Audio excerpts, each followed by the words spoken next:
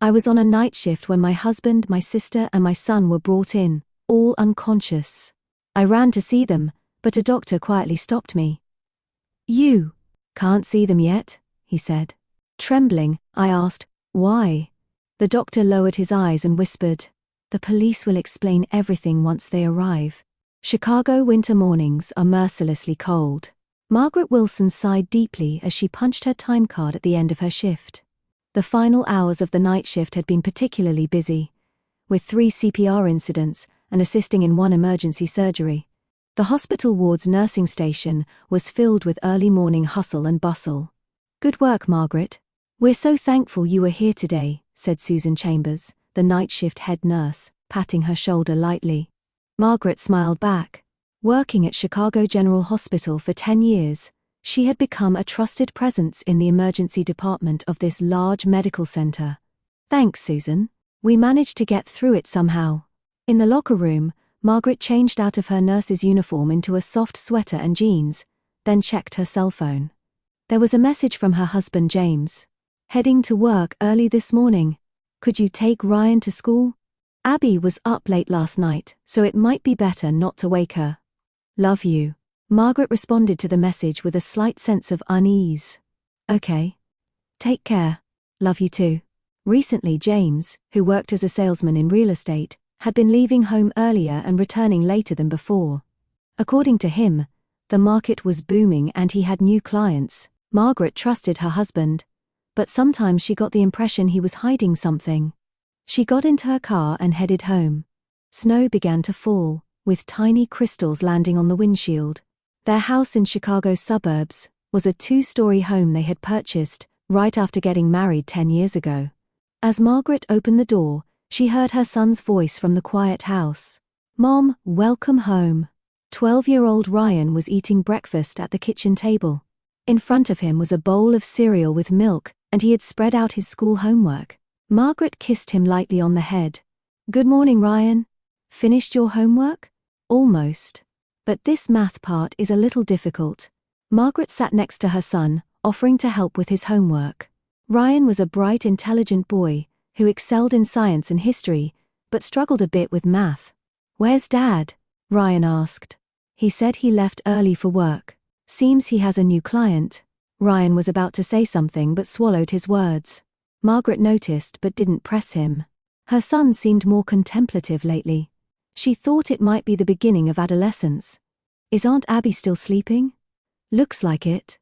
Dad's message said she was up late last night, so it's better to let her rest. Margaret's sister Abby had divorced 4 months ago, and was temporarily staying with them. Her marriage had lasted just 3 years. She had made the decision after discovering her husband's infidelity. Margaret wanted to give her sister time and space to start a new life. Ready for school. It's time for the bus, Margaret said, looking at the clock. Ryan hurriedly stuffed his homework into his bag and put on his jacket. Margaret handed him a sandwich for lunch. Have a good day. Come straight home after school. Okay, Mom. I might be a little late today because I'm studying math with my friend Mike. Do you know some people earn over $10,000 a month just by posting Reddit stories on YouTube? No face, no voice, just a laptop. I'd do it too, link below if you're curious. Margaret hugged her son and watched him leave the house.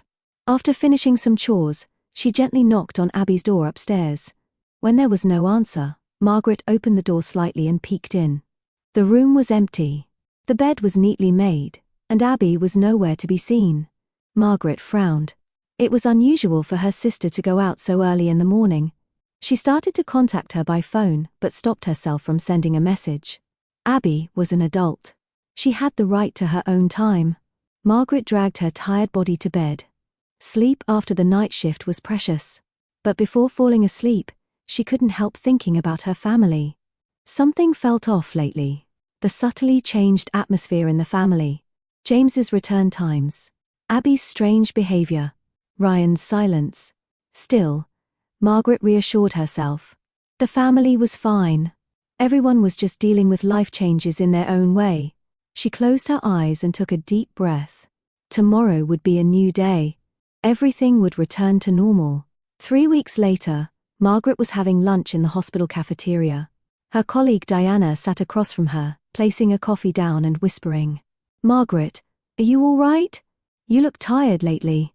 Margaret looked up and forced a smile. "Yes, I'm fine. Just busy." In reality, she was far from fine. The subtle changes in the family atmosphere were troubling her. Recently, her husband James carried his smartphone everywhere and always seemed apprehensive. He hastily checked the screen whenever a message arrived and quickly put it away when Margaret approached. His explanation was that he was under pressure with ongoing deals with important clients. But Margaret felt there was some other reason. "Really? How are things at home? Is Abby still living with you?" Diana's question seemed to carry some implication. "Yes, she still is. She seems to be trying to get her life back on track lately." Margaret thought about her sister. Abby had clearly changed recently. Previously, she had been unable to recover from the pain of divorce and often stayed in her room, but now she spent time on makeup every morning, bought new clothes, and went out more frequently. When Margaret asked, "Has something good happened?" Abby deflected the conversation saying, "I'm just trying to think positively about life." Margaret looked into Diana's eyes. "Do you know something?" Diana shifted uncomfortably in her chair. "No, not really. I'm just concerned." Margaret sensed that there was truth hidden in her friend's words, but she didn't pursue it further. She remembered Ryan. Her son had changed too. After returning from school, he used to eat snacks in the kitchen while telling her about his day. But now he often silently retreated to his room. The previous evening, Margaret had knocked on Ryan's door. "Ryan, dinner time." "I'm not hungry," came her son's voice from inside. Margaret opened the door and entered Ryan's room. He was sitting on the bed, hugging his knees. "What's wrong? Is there a problem?" Ryan didn't look up and shrugged. "Nothing." "Did something happen at school? Are you being bullied?" "No. It's just..." He stumbled over his words. "I don't understand grown-up business." Margaret frowned at those words. "What do you mean?" Ryan fell silent and said in a small voice, "Nothing." Margaret was brought back to reality by Diana's voice. "The doctors have noticed changes in you two. You're usually so careful, but yesterday you almost made a mistake in a patient's records." Margaret blushed. Indeed, yesterday she had lacked concentration. She had almost written medication for one patient in another patient's record. Fortunately, Dr. Carter, the chief physician, noticed her mistake and corrected it. "I'm sorry. I'll be more careful." Diana took her friend's hand. "Margaret, if something's wrong, why not talk about it?" Margaret took a deep breath, hesitating whether to confide her worries. But she didn't know what to say. She herself didn't yet understand the situation. "I'm really fine. Just a bit tired." That night, Margaret was preparing for her night shift. James had said he would be late from work, so she asked Abby to handle Ryan's dinner. "Of course, sis. Don't worry," Abby answered cheerfully. Margaret found her sister's behavior strange, so different from before. She who had once seemed depressed, now appeared unusually bright. Meanwhile, her son and husband seemed to be dragging some dark shadow. Margaret couldn't understand what was happening in her family. Arriving at the hospital, her colleague Susan greeted her with a worried face. "Margaret, do you have a moment?" They moved to a corner of the nursing station. Susan looked around and began speaking in a low voice. "About your husband." Margaret's heart raced. "James? What happened?" "Last Saturday, when I was at the mall, I saw him. The woman he was with." "Abby?" Margaret's voice trembled. Susan looked surprised. "You knew?" "No, just..." Margaret was at a loss for words.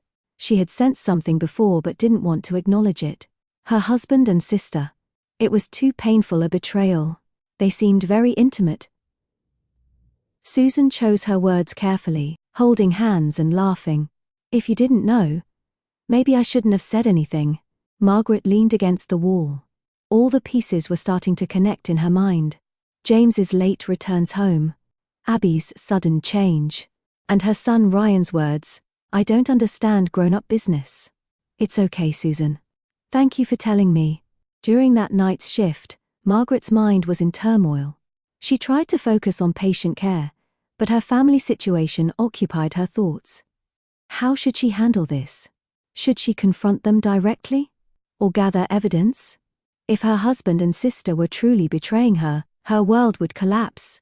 At 2 a.m., an emergency call rang out. Code Blue, emergency treatment room.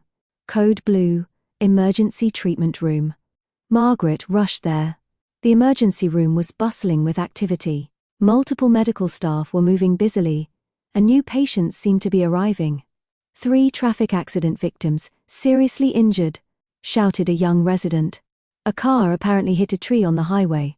Margaret tried to focus on her role. However, at that moment, her cell phone rang. Normally she would ignore it, but feeling uneasy about a call so late at night, she checked her phone. Mrs. Wilson, a voice that sounded like a police officer. Your husband, sister, and son have been in an accident. They're being transported to Chicago General Hospital now. Margaret's world stopped. I'm there now. She hung up and walked to the emergency room on trembling legs. Margaret's feet moved as if they weren't her own. She pushed open the doors to the emergency room. It was overflowing with medical staff, tense voices, and machine warning sounds intermingling. Where are they? Margaret cried. Susan rushed over to her and grabbed her arm. Margaret, where is my family? Susan's expression darkened. Resolutely she led Margaret to the back of the treatment room. There, 3 stretchers were lined up. Bodies covered with white sheets, connected to IVs and monitoring devices. Margaret approached step by step, feeling intense trembling. On the first bed lay her husband, James.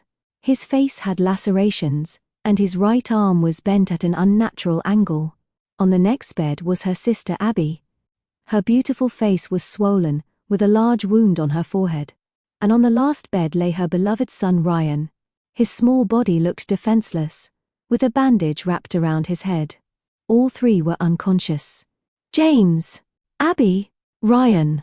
Margaret cried, trying to rush to them. But Dr. Carter, the chief physician, stood in her way and quietly stopped her.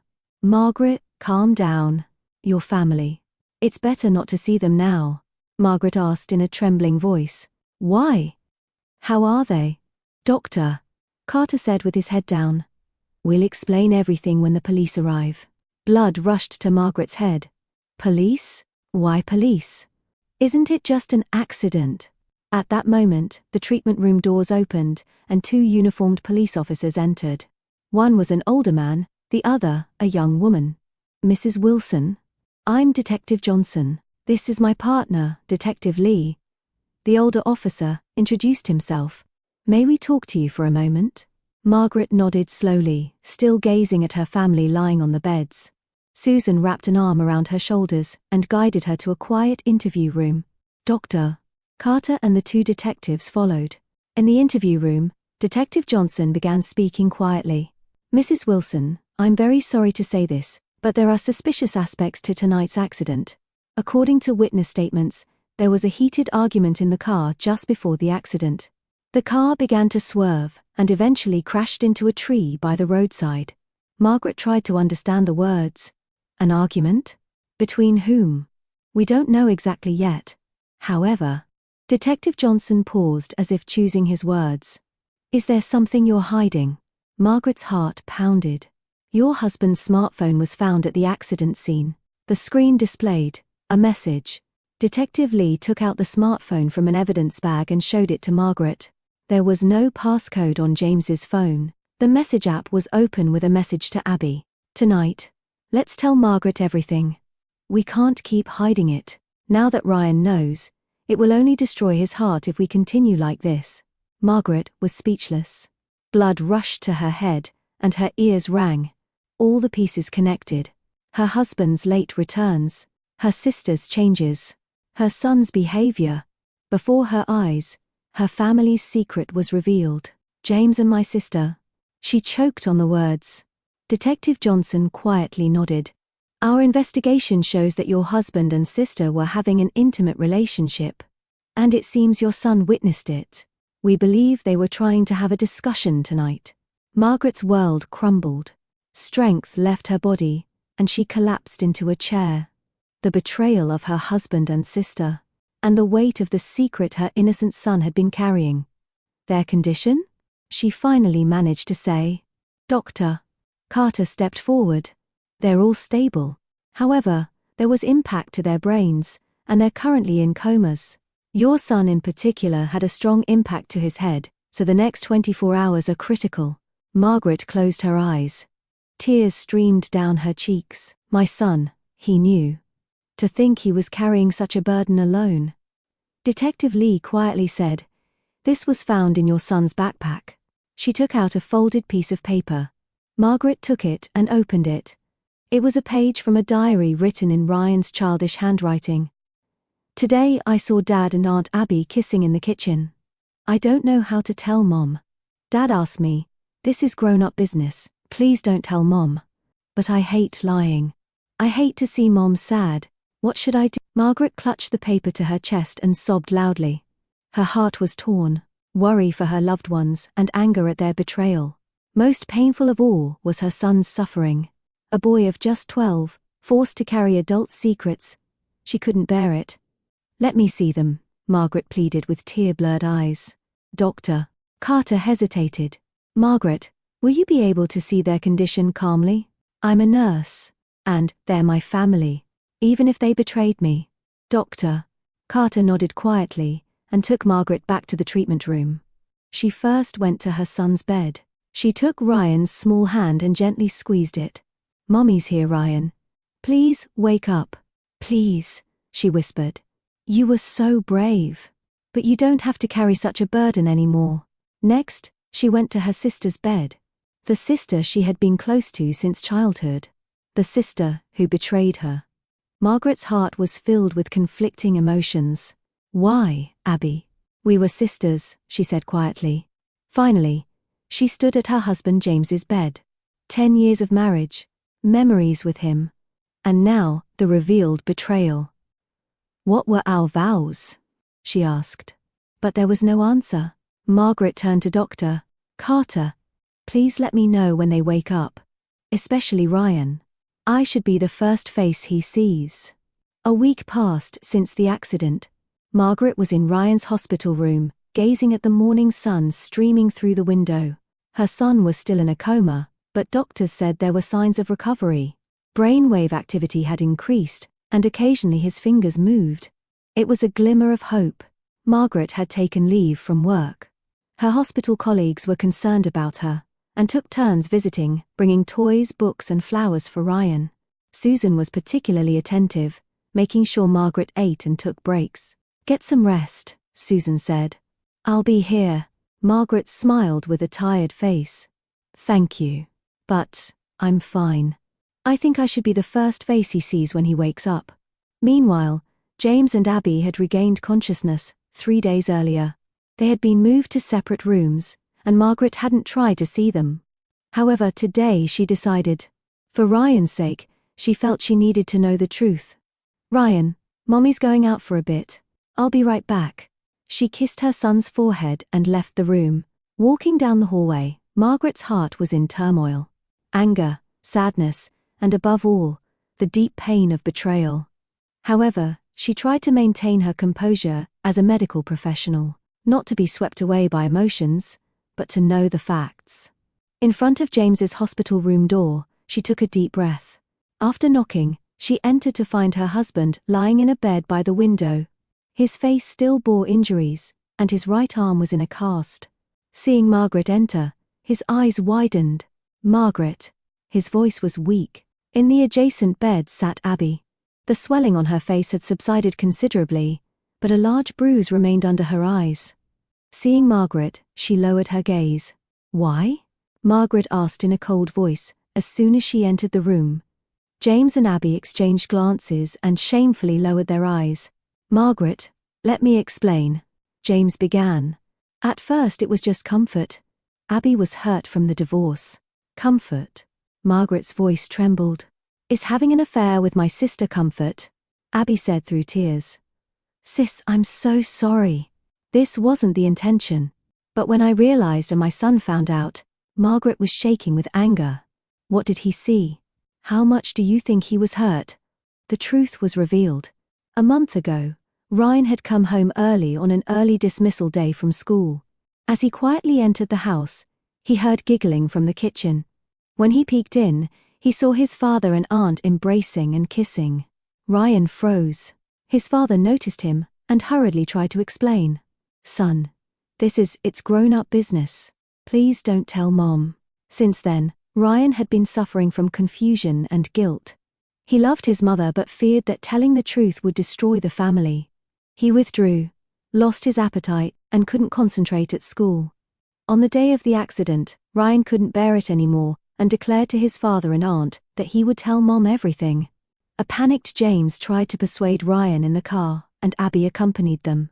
The heated argument in the car caused the accident. "Because of your selfishness, my son became the victim." Margaret choked on the words. "All he wanted was for me to know the truth." James wept. "I won't ask for forgiveness." "But Ryan, I never meant to hurt him." "But he was hurt," Margaret said coldly. "Because of you two." Abby looked up. "Sis, how is Ryan?" "Still in a coma. But the doctors say there are signs of recovery." A tense silence filled the room. "Anything from the police?" James fearfully asked. "It's being handled as an accident. Your driving mistake was the cause. Of course, the message on your cell phone is on record." James lowered his face. "I've consulted a lawyer. I intend to start divorce proceedings. I'll pay sufficient child support and compensation to you and Ryan." "It's not about money," Margaret said quietly.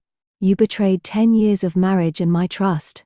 "Sis," Abby said in a trembling voice, "we don't intend to continue the relationship. It was a mistake. But we never meant to hurt you." Margaret stared at Abby, the sister she had grown up with since childhood. The sister who had cried with joy at her wedding. And now the sister who had taken her happiness. "You made your choice. And I'll make mine. A new life for Ryan and me." She said nothing more and left the room. In the hallway she leaned against the wall and took a deep breath. Suppressing her anger and sadness, she returned to Ryan's hospital room. As she entered, doctors were gathered around her son's bed. Margaret's heart nearly stopped. "What happened?" she cried. "Doctor." Carter turned around, and surprisingly, he was smiling. "He's awake, Margaret." Margaret rushed over. Ryan's eyes were open. He looked weak and confused, but definitely conscious. "Ryan!" Margaret took her son's hand. "It's Mom, do you understand?" Ryan nodded slowly. "Mom." His voice was hoarse. The doctors continued their examinations and eventually left the room. "Doctor." Carter stayed back last and explained to Margaret. "It's miraculous. There's no significant damage to his brain, and he has a good chance of full recovery. Of course, rehabilitation will be necessary, but being young, his recovery should be quick." Margaret wept. This time, they were tears of joy. "Thank you, Doctor." After Dr. Carter left the room, Margaret sat beside her son. Ryan looked at his mother and trembled his lips. "Mom, I'm sorry about not telling you about Dad and Aunt Abby." Margaret gently stroked her son's hair. "You did nothing wrong. Instead, I'm sorry you had to carry such a burden alone. But it's okay now. Mom is here. Dad? Aunt Abby? They're both recovering. But Ryan, life will be a little different from now on. We're going to become a new family." Ryan closed his eyes understandingly. Though still weak, he firmly gripped his mother's hand. "I want to be with Mom," he said in a small voice. Margaret gently embraced her son. "We'll still be a family, Ryan, but in a new form. Let's be strong together." One Sunday morning a year later, Margaret was making pancakes in the kitchen. From the living room came Ryan's laughter. He had fully recovered and was adapting well to life at his new school. Margaret felt the sunlight streaming through the window and reflected on the past year. The first few months had been difficult. Divorce proceedings, moving, and her son's rehabilitation and counseling. But they were moving forward little by little. Margaret, who had returned to the hospital, now worked shorter hours. She treasured her time with Ryan. "Mom, are Ben and Joshua coming to the park picnic today?" Ryan came into the kitchen. "Yes, they are." Margaret smiled. Ben Harrison was a pediatrician she had met at the PTA of Ryan's new school, and he had a 9-year-old son, Joshua. She and Ben, also raising a child alone, had gradually deepened their friendship. "They're nice," Ryan said frankly. "I got a letter from Dad." James had moved to the West Coast. He was receiving counseling for alcohol dependency and facing his actions. He wrote to Ryan once a month and occasionally called. It would take a long time to repair the father-son relationship, but at least he was trying. "Dad says he started volunteer work helping children," Ryan said. Margaret nodded. "That's good." As she was preparing dinner, the doorbell rang.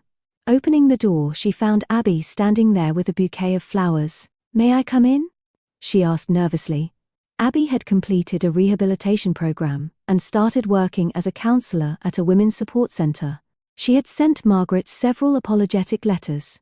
3 months ago, Margaret began writing short replies, and last week they spoke on the phone for the first time. "Ryan, someone's here to see you," Margaret called her son. Ryan hesitated at first, but soon rushed to Abby and lightly hugged her. "How have you been?"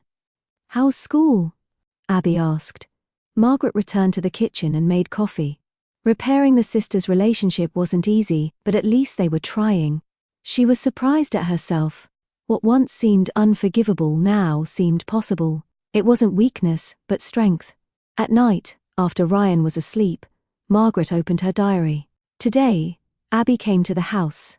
Something I couldn't have imagined a year ago. The wounds haven't completely healed, but we're moving forward. Life sometimes takes unexpected directions, but what matters, I think, is whether you have the courage to stand up after the storm." She looked out the window. A new moon was floating in the sky. The Chicago night was quiet, somehow peaceful. Tomorrow is a new day, and she and Ryan would overcome whatever days might come, together. Every ending is also a new beginning. Margaret etched this in her heart as she turned off the lights.